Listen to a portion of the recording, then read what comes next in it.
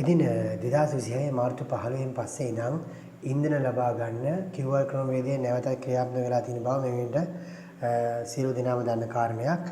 හැබැයි මෙන්න මෙතනදී මේ දවස්වල තියෙන ගොඩක් දිනවල තියෙන ගැටලුවක් තමයි 2022 වර්ෂයේදී අපි අපේ වාහනයට QR කෝඩ් එකක් ඇදුවා. හැබැයි මේ වෙලේට ඒ වාහනේ පැරණි අයිතිකාරයා නෙමෙයි වර්තමාන වෙනුවට ඉන්නේ. එතකොට පැරණි QR එක රෙජිස්ටර් වෙලා තියෙන්නේ වාහනේ පැරණි අයිතිකාරයා නමට.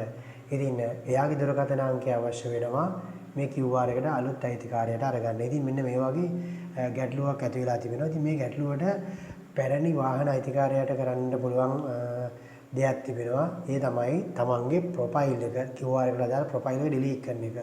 ඉතින් අන්න ඒක කොහොමද කරන්න කියන එක තමයි කියලා දෙන්න හදන්නේ. පැරණි වාහන අයිතිකරු මේ poolpass.gov.lk කියන වෙබ්සයිට් එකට ලොග් වෙලා මේ vehicle login කියන එකට ගිහිල්ලා තමන් රෙජිස්ටර් කරපු මොබයිල් නම්බරේ මේ විදිහට ලබා දීලා send OTP එක අරගන්නවා. ඉතින් මේ ලැබෙන OTP කෝඩ් එක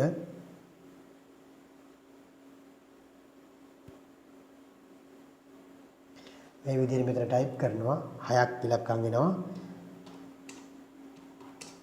මේ දීලා ලොගින් වෙනවා.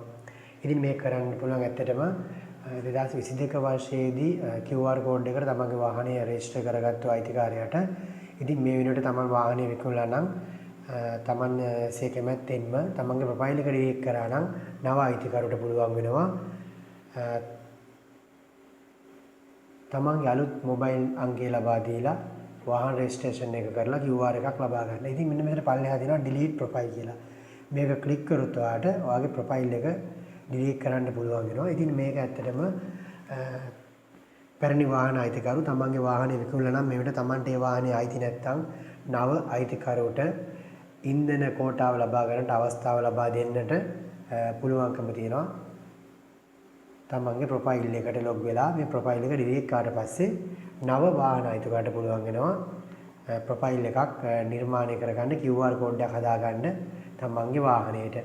ඉතින් මම හිතනවා මේ ක්‍රමවේදය අනුගමනය කරා නම් පැරණි වාහන අයිතිකරුවන් තමන්ට අයිති නැති වාහනයකට අදාළ QR එකක් ළඟ තියාගන්න නැතුව තමයි ප්‍රොෆයිල් එක ඩිලීට් කරොත් නව 2026 වර්ෂය වෙන විට නව අයිතිකරුට පුළුවන් වෙනවා QR එකක් ජෙනරේට් කරගන්න. ඉතින් ඒක තමයි කියලා දෙන්න බලාපොරොත්තු වෙන්නේ.